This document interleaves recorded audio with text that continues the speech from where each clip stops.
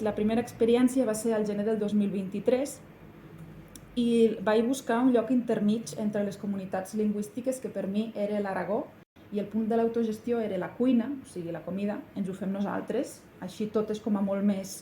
de tribu, d'equip. I aquí teniu una foto de les persones que van venir, que venien de diferents llocs de la península ibèrica, representants de català, occità, euskera, gallec.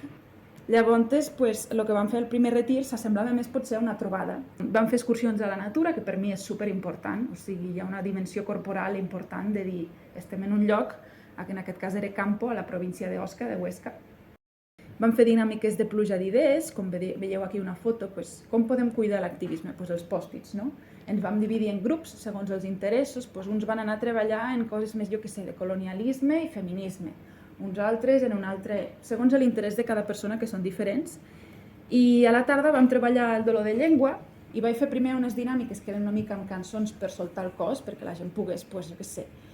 entrar en un lloc més tranquil, més relaxat, fora de lo mental, i quan ja estàvem així preparats, després de ballar un rato i gesticular amb els altres i fer el tonto, la gent ja està més baixeta,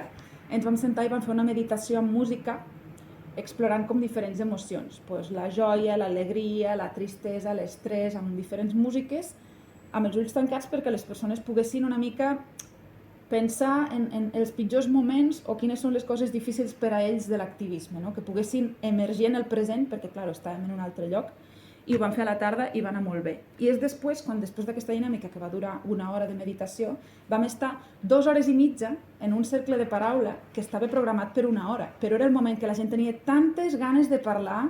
de finalment obrir la veda de dir ara sí que puc parlar i expressar tot el que no havia pogut expressar del conflicte lingüístic a la meva comunitat, de com jo me sento, de sol, d'acompanyat, i clar, era un no parar. Ara parlava un, ara parlava l'altre, Va ser el dissabte a la tarda i va ser les dinàmiques més xules.